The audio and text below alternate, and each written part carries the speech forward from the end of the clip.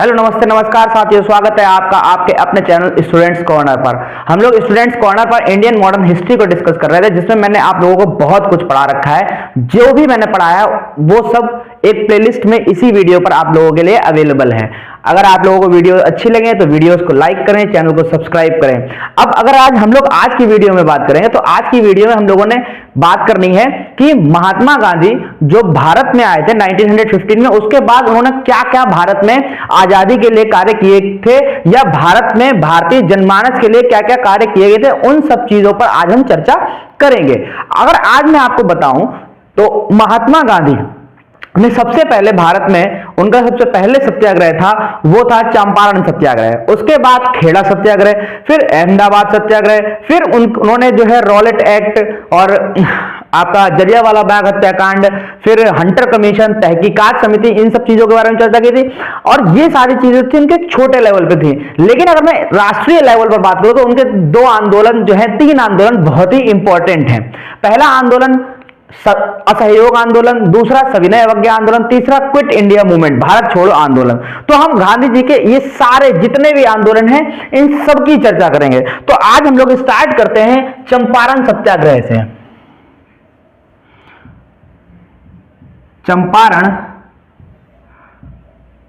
सत्याग्रह, क्योंकि इसमें आप लोगों को सिर्फ समझना ही समझना है, इसमें कुछ खास और है नहीं, सिर्फ एक स्टोरीज हैं, उन स्टोरीज को समझना है और उनको अपने हिसाब से उनकी कहानियों को बनाकर दिमाग में बैठाना है, याद करना है, और कुछ नहीं है। चंपारण सत्याग्रह की अगर हम लोग बात करें तो जो आज आप लोग अगर देखेंगे नॉर्थ वेस्ट वाला जो बिहार है, अगर मैं आपको बताऊं बिहार का कुछ डायग्राम इस तरीके से होगा, इस तरीके से होगा,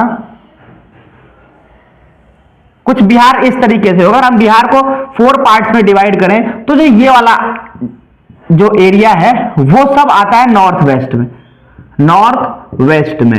तो और नॉर्थ वेस्ट का सारा एरिया उस समय जो था चंपारण हुआ करता था, चंपारण हुआ करता था, ठीक है। उस समय सारा एरिया चंपारण हुआ करता था। अगर मैं इसकी बात करूं तो चंपारण में जो परेशानियां थी वो परेशानियां शुरू हुई थी, अंग्रेजों ने शुरू की थी। किस वजह से आप समझिएगा कि वहां पर नील की खेती कराई जा रही थी। हालांकि नील की खेती जो किसान थे उनकी मनमर्जी से हो रही थी, मतलब उनके मन मुताबिक हो रही थी। लेकिन हुआ क्या था कि जो नील की खेती वो थी, नील जो थी वो नकदी फसल थी। अब नील वो वाला नील जो आजकल हम लोगों की माताएं बहनें लगाती हैं व्हाइट शर्ट्स पर, व्हाइट कपड़ों पर, तो वही नील है वो, और कोई अलग नील नहीं था वो। लेकिन आज का जो नील है वो मोस्टली लिक्विड फॉर्म में आता है, या एक रॉबिन कंपनी है उसका पाउडर फॉर्म में आता था, अब मैं जानकारी नहीं है, लेकिन वही नील की बात हो रही है। तो होता क्या था कि उस नील की फसल को उगाकर ये लोग अंग्रेजों को देते थे, और यूरोपीय बाजार में उस नील की बहुत ज्यादा मांग थी, बहुत ज्यादा डिमांड थी, जिस वजह से समझिएगा कि सबसे पहले बात तो आप ये समझ लीजिए कि ये गांधी जी का प्रथम सत्याग्रह था। ये प्रश्न पूछ लेते हैं, गांधी जी का भारत में प्रथम सत्याग्रह कौन सा था? गांधी का प्रथम सत्याग्रह, ठीक है। हाँ, हम लोग यहां पर थे कि नील की बात कर रहे थे। तो क्या हुआ था कि अंग्रेजों ने ये बात कही कि आप लोग हर साल नील लेकर आओगे, हर साल बेचेंगे, तो ये एक लंबा प्रोसीजर है। तो अंग्रेजों ने क्या किया कि भारतीय किसानों से, अंग्रेजों ने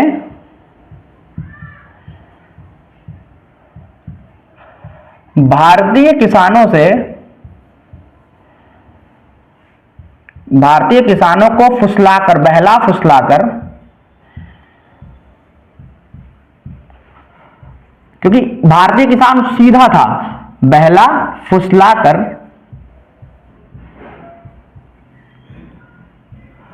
25 से 30 वर्षों के लिए, 25 से 30 वर्षों के लिए किसानों की जमीन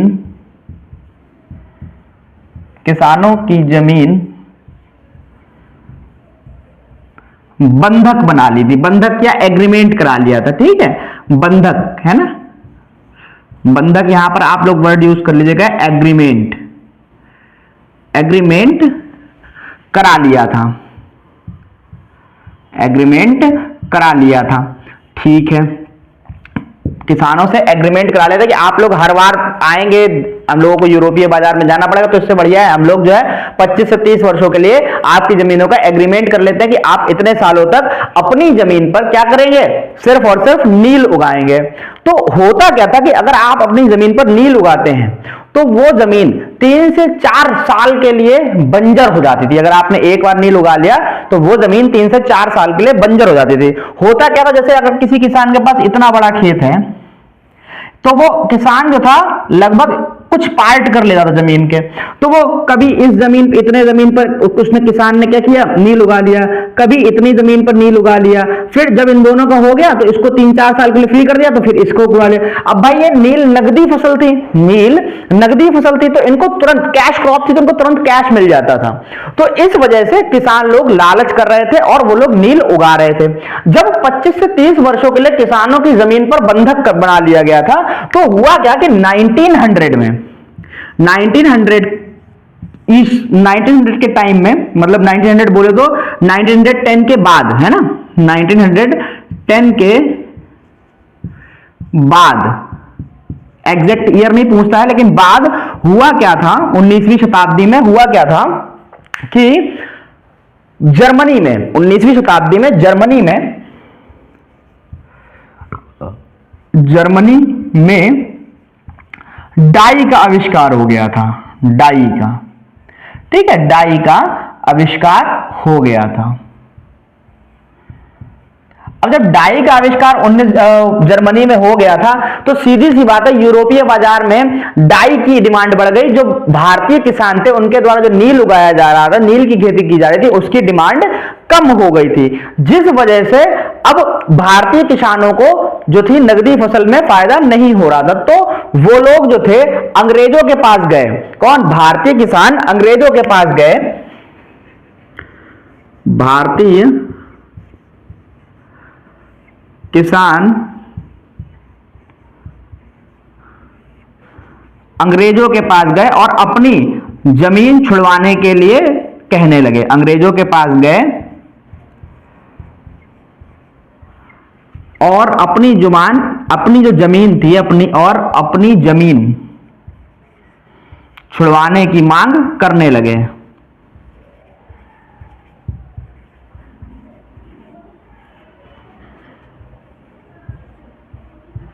की मांग करने लगे। तो जब मांग करने लगे तो 1914 या 15 में, 1914-15 में जब ये मांग करने लगे तो किसान, जो अंग्रेज लोग थे, उन्होंने कह दिया ना ना ना ना, हम आपकी जमीन नहीं छोड़ेंगे। भाई हमारा तो व्यापार में नुकसान हो गया ना, मैंने तो आप लोगों से 25-30 साल के लिए ले लिया, या तो आप हमारे नुकसान का भुगतान कर दीजिए, या जो खेती आप करना चाहते हैं उसमें हमें हिस्सा दीजिए। तो किसान लोग इससे बहुत परेशान हो गए। किसानों के अंदर इस बात से क्या हो गई, असंतोष की भावना जागृत हो गई। किसानों के मन में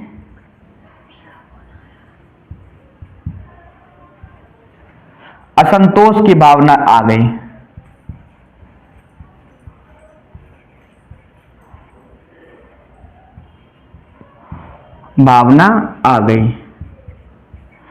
ठीक है, असंतोष की भावना आ गई। और जब किसानों के मन में असंतोष की भावना आ गई तो इनमें से एक व्यक्ति निकल कर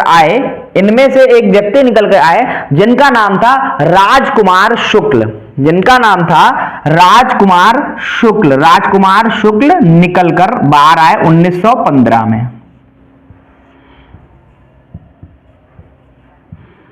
ठीक, राजकुमार शुक्ल निकल कर आए 1915 में। अब 1915 में जब राजकुमार शुक्ल निकल कर आया, राजकुमार शुक्ल ने अंग्रेजों के खिलाफ जो था कार्य करना जब शुरू कर दिया, तो एक जगह पड़ती है बिहार में बेलवा कोठी, एक जगह पड़ती है बेतिया के पास बिहार में बेलवा कोठी।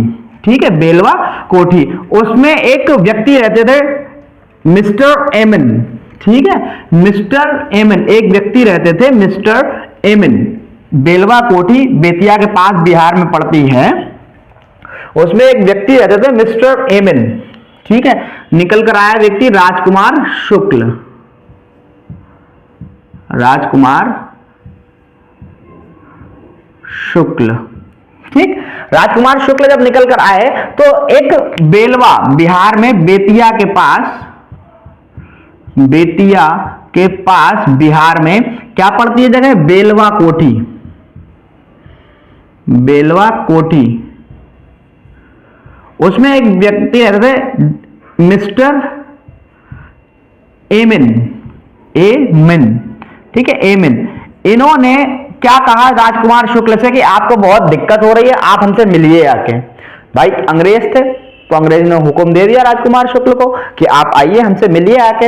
लेकिन जो राजकुमार शुक्ल थे वो मिस्टर एमिन से मिलने नहीं गए। मिस्टर एमिन से जब मिलने नहीं गए तो भाई सीधी सी बात है, अंग्रेजों की सरकार थी, तो इन्होंने क्या किया, अंग्रेजों की सरकार का फायदा उठाते हुए इन्होंने था राजकुमार शुक्ल के ऊपर मुकदमा कर दिया। राजकुमार शुक्ल के ऊपर मुकदमा कर दिया, ठीक है। और जब मुकदमा कर दिया, केस हुआ, अदालत ने उन्हें क्या कर दिया, सजा सुना दी। अदालत ने इन्हें सजा सुना दी 18 दिन के लिए। 18 दिन की इन्हें जेल हो गई। 18 दिन की सजा में 18 दिन की जेल हो गई। जब 18 दिन बाद राजकुमार शुक्ल छूट कर आए, जब 18 दिन बाद राजकुमार शुक्ल छूट कर आए, जब 18 दिन बाद राजकुमार शुक्ल छूट कर आए तो राजकुमार शुक्ल ने क्या किया, सौगंध खा ली। भाई मैं तो दावाली सौगंध खा ली कि मैं अब आप लोगों की ईंट से ईंट बजा दूंगा और आप लोगों से जब तक मैं चंपारण के किसान जो है 19-20 लाख जो किसान है उनको छुटकारा नहीं दिलाऊंगा तो मैं चैन की सांस नहीं लूंगा। जब ये बात राजकुमार शुक्ल ने कही तो अगला एक बिहार प्रांतीय कांग्रेस जो कांग्रेस थी, है ना, जो कांग्रेस थी भारतीय राष्ट्रीय कांग्रेस, उसमें हर प्रांत के हिसाब से भी कांग्रेस की कुछ बैठकें हुआ करती थी। तो बिहार प्रांतीय कांग्रेस की बैठक चल रही थी, मतलब बिहार प्रांतीय कांग्रेस की बैठक हुई थी भागलपुर में। कांग्रेस बैठक कहां हुई थी, भागलपुर में, ठीक है, भागलपुर में बैठक हुई थी। तो राजकुमार शुक्ल इस बैठक में गए थे और इस बैठक में जाने के बाद जब उन्होंने अपनी बात बिहार प्रांतीय कांग्रेस के समक्ष रखी तो बिहार प्रांतीय कांग्रेस के जो उसमें अध्यक्ष थे उन्होंने उस चीज के लिए मना कर दिया कि नहीं, हम अंग्रेजों के खिलाफ नहीं जाएंगे, क्योंकि वैसे ही बहुत सारे मुद्दे बने हुए हैं, उन मुद्दों की वजह से वैसे ही हमारे भारतीय लोगों को बहुत दिक्कत होती है, तो हम इस मुद्दे को उठाकर अंग्रेज लोगों के सामने कोई प्रस्ताव पारित करने के लिए नहीं कहेंगे। तो राजकुमार शुक्ल को बड़ा निराशा हाथ लगी। तो यहीं पर बिहार प्रांतीय कांग्रेस में इनके एक मित्र हुआ करते थे, राजकुमार शुक्ल के एक मित्र हुआ करते थे। उन्होंने कहा कि अब अगले वर्ष, ये जो कहानी है ये 1915 की है, ठीक है, ये कहानी जो है 1915 की है, 1915 की। तो 1915 में उन्होंने कहा कि ऐसा ऐसा है। तो 1915 या एग्जैक्ट 1916 का स्टार्टिंग भी हो सकती है, एग्जैक्ट मुझे थोड़ा सा डाउट है।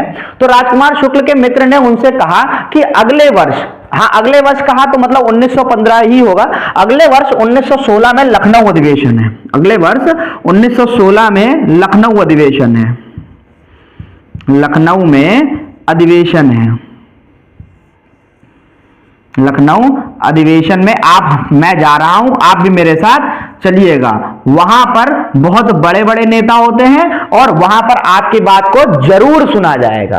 तो जब ये बात कही गई, जब उनसे उनके मित्र ने ये बात कही तो राजकुमार शुक्ल तुरंत तैयार हो गए और लखनऊ इनके साथ अधिवेशन में चले गए। और जब लखनऊ अधिवेशन में तो राजकुमार शुक्ल का जो मेन मोटो था वो मिलना था लाला लाजपत राय से, लाला लाजपत राय नहीं, पटेल से, सरदार पटेल से। इनका जो मेन मकसद था मिलना वो था सरदार पटेल से मिलना था, ठीक है, सरदार पटेल से इनका मिलना था, सरदार पटेल से इनका मेन मकसद था मिलना। तो जब ये वहां गए, लखनऊ अधिवेशन में जब ये वहां गए और सरदार पटेल को ये बात बताई, सरदार वल्लभ भाई पटेल को जब ये बात उन्होंने बताई तो सरदार पटेल ने कहा कि आप ये बात मुझे क्यों बता रहे हो। सरदार वल्लभ भाई पटेल ने कहा कि आप ये बात मुझे क्यों बता रहे हो, आप ये बात सबको बताओ। तो जब उनको कहा कि सबको बताओ तो मतलब राजकुमार शुक्ल को मौका मिला क्या, कांग्रेस के मंच से भाषण देने का। तो मैंने आपको लखनऊ अधिवेशन में एक पॉइंट भी लिखवाया था कि राजकुमार शुक्ल पहले व्यक्ति बने, मतलब पहले किसान बने जिन्होंने क्या किया, कांग्रेस के मंच से भाषण दिया।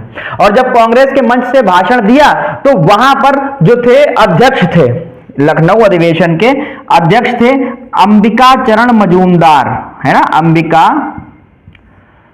चरण मजूमदार।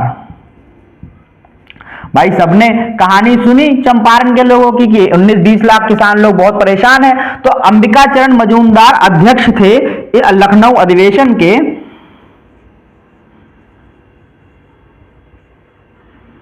अध्यक्ष थे लखनऊ अधिवेशन के।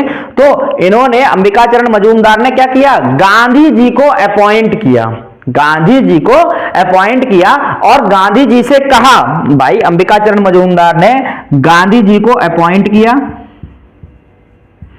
गांधी जी को अपॉइंट किया और किसके साथ अपॉइंट किया, राजकुमार शुक्ल के साथ।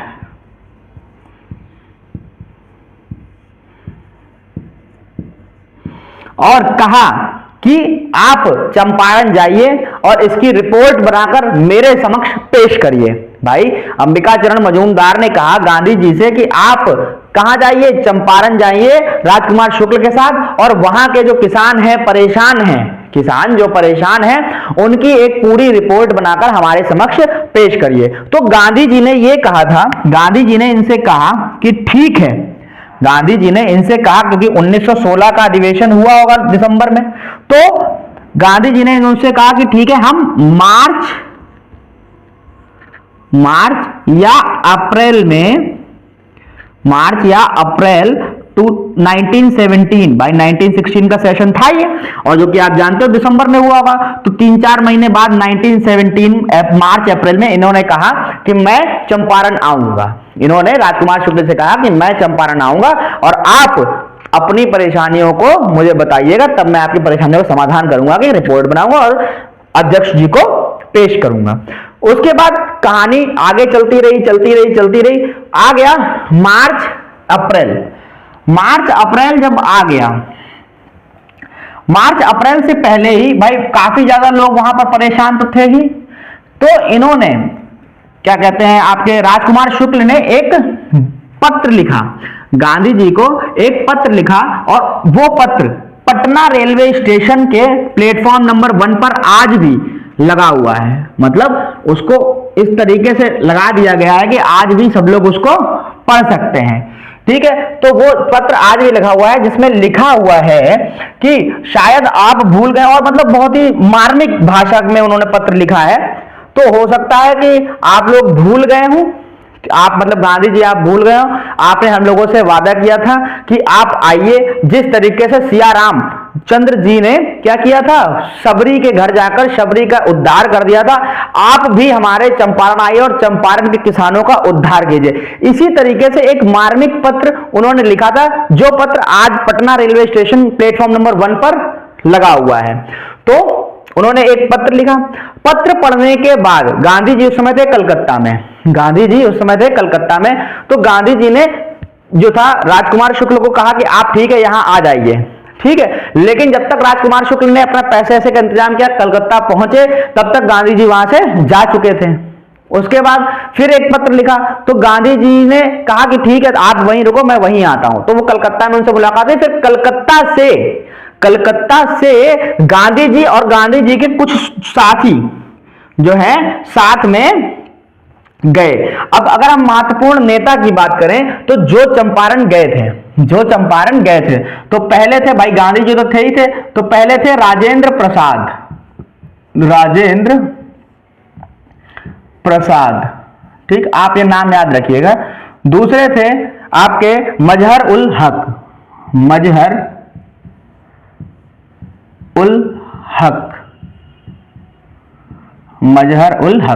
तीसरे थे आपके जेबी कृपलानी, जेबी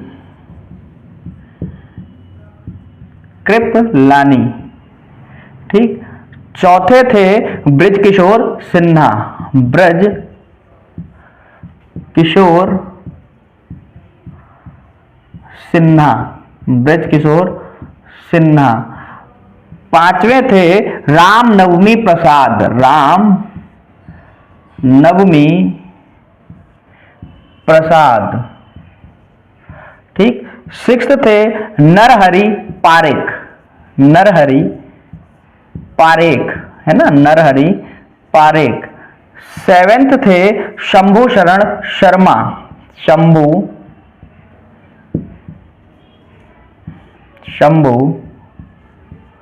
शरण शर्मा। एट्थ थे नारायण सिन्हा, नारायण सिन्हा। ये सब नेता हुआ करते थे। और अगर मैं नाइन्थ की अगर मैं बात करूं तो नाइन्थ थे महादेव देसाई, जो कि पर्सनल सेक्रेटरी हुआ करते थे गांधी जी के, महादेव देसाई।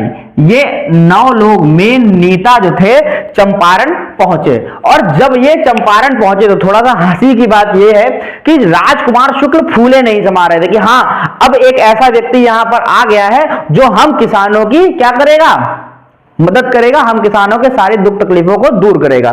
तो राजकुमार शुक्ल क्या किया, राजकुमार शुक्ल साइकिल से पूरे चंपारण में चले, मतलब पूरे साइकिल से सारे चंपारण का दौरा किया, सारे चंपारण के लोगों को बताया, चंपारण के लोगों को बताया कि यही स्टेटमेंट है कि एक ऐसे महात्मा आए हैं, कि एक ऐसे महात्मा आए हैं, महात्मा आए हैं जिनके दर्शन मात्र से ही, जिनके दर्शन मात्र से ही, दर्शन मात्र से ही चंपारण के सभी किसानों के दुख दर्द दूर हो जाएंगे, चंपारण के सभी लोगों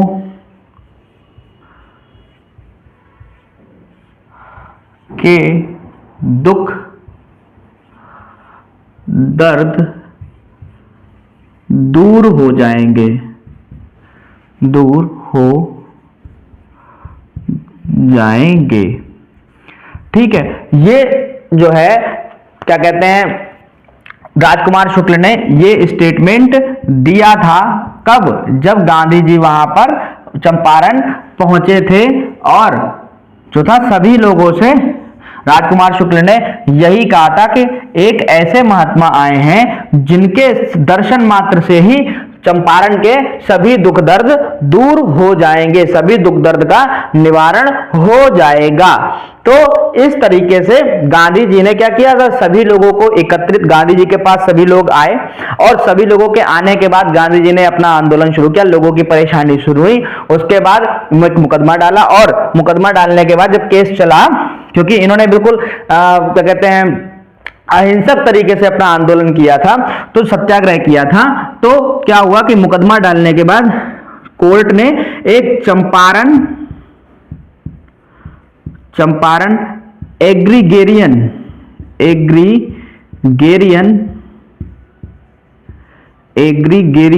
कमेटी बनाई और आदेश दिया, कमेटी बनाई और आदेश दिया कि सभी किसानों की जमीन बंधक मुक्त हो, सभी किसानों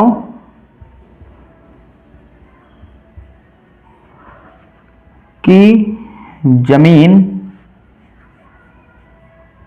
बंधन मुक्त की जाए, ठीक, एग्रीमेंट कैंसिल किया जाए।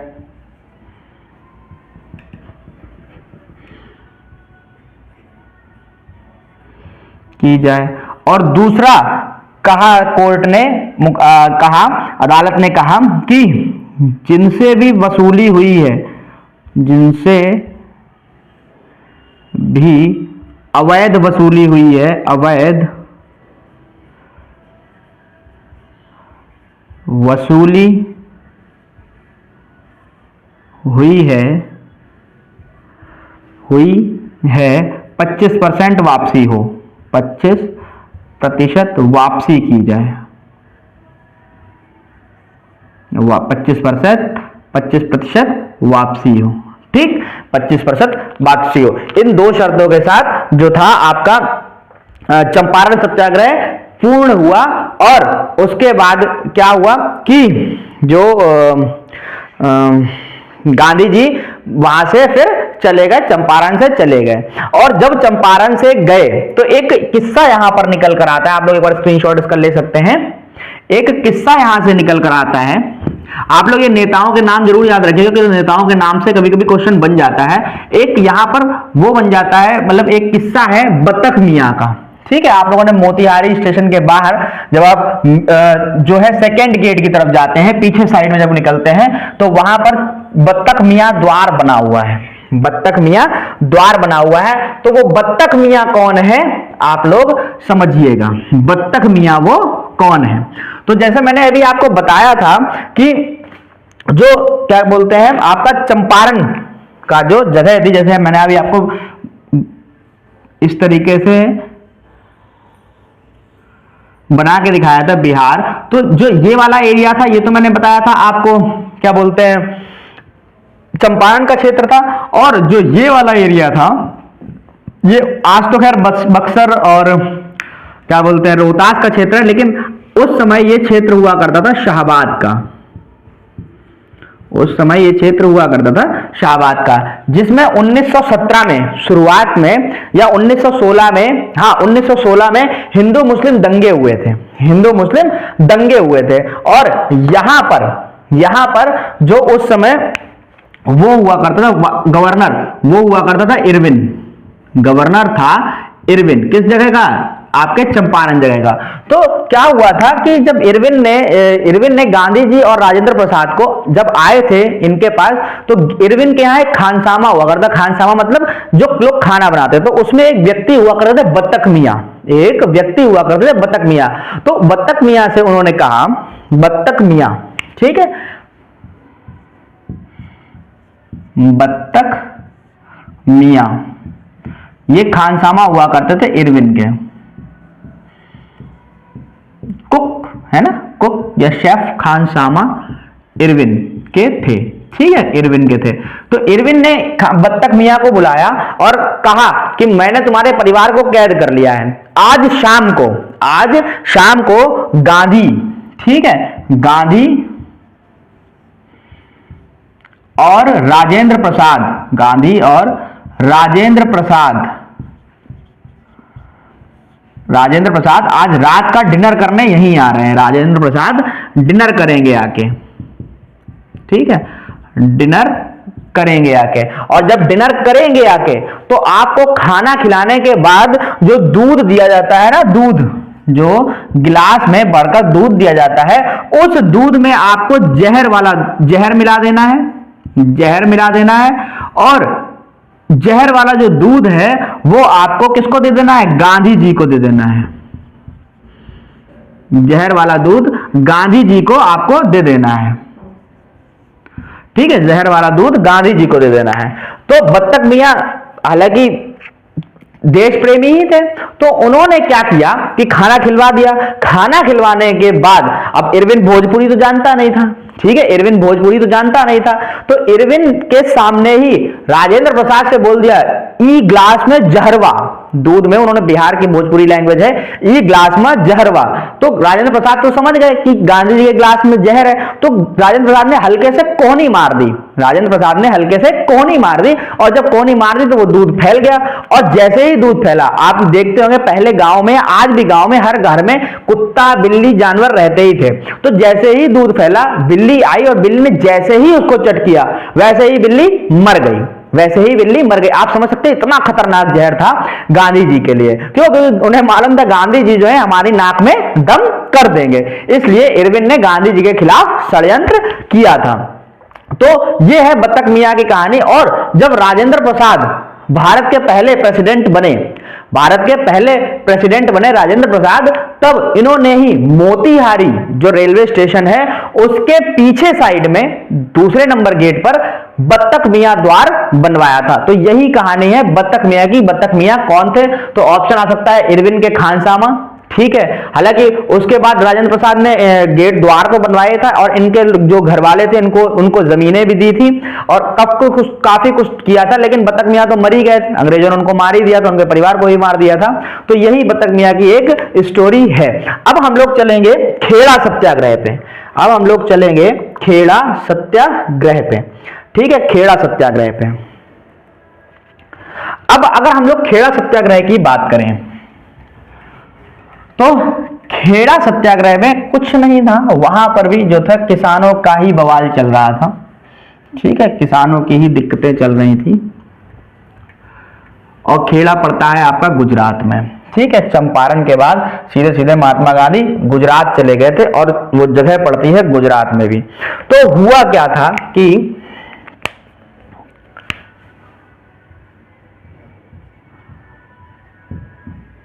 खेड़ा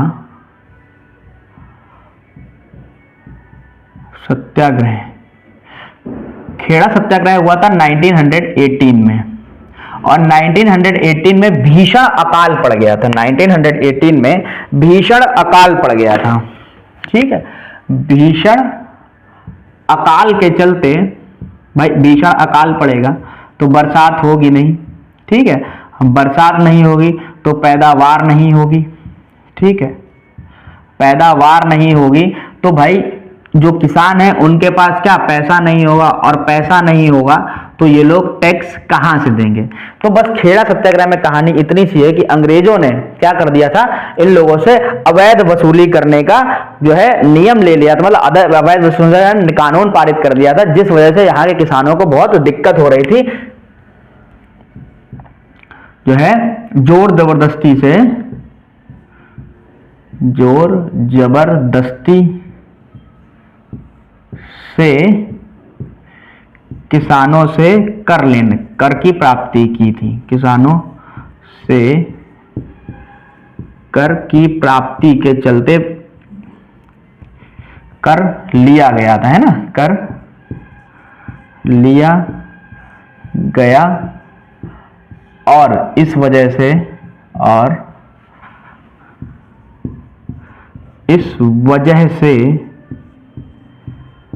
जनमानस में और इस वजह से जनमानस में असंतोष की भावना आई, असंतोष की भावना आई, ठीक, असंतोष की भावना आई, जिसके चलते गांधी जी ने यहां पर पहुंचे, क्योंकि चंपारण वाला सत्याग्रह वो जीत ही गए थे। तो जब यहां पर पहुंचे तो अंग्रेजों को फिर वही डर हुआ कि ऐसा तो नहीं कि ये वाला भी, ये जो है यहां पर देखो तो लड़ते हैं नहीं, ये ठीक है, लड़ते हैं नहीं। अच्छा एक बात और, खेड़ा सत्याग्रह की शुरुआत है वो विट्ठल भाई पटेल ने की थी, ठीक है, ये चीज आप ध्यान रखिएगा, विट्ठल भाई पटेल नाम याद रखिएगा, विट्ठल भाई पटेल, ये सरदार पटेल के भाई हुआ करते थे, ठीक है, विट्ठल भाई पटेल सरदार पटेल के भाई हुआ करते थे।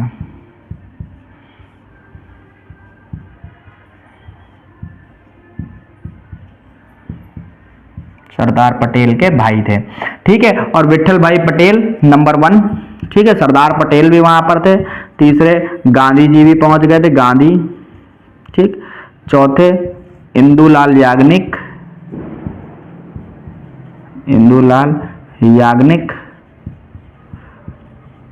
और पांचवें की अगर हम लोग बात करें इंदुलाल याग्निक, और अगर हम पांचवें की बात करें तो वो थे महादेव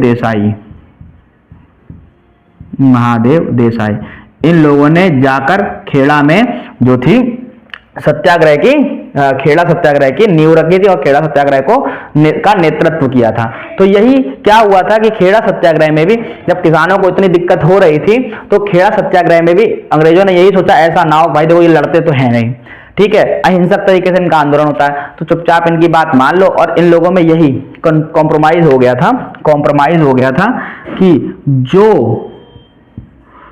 लोग, जो किसान है ना, जो किसान